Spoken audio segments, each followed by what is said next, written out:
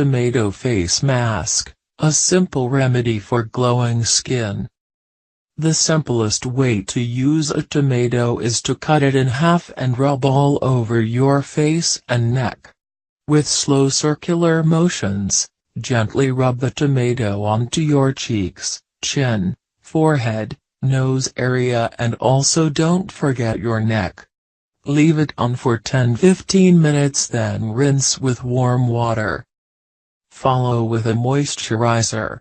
You can also use a few drops of almond oil or argan oil to moisturize your face. To restore and maintain beautiful skin, repeat this treatment twice a week.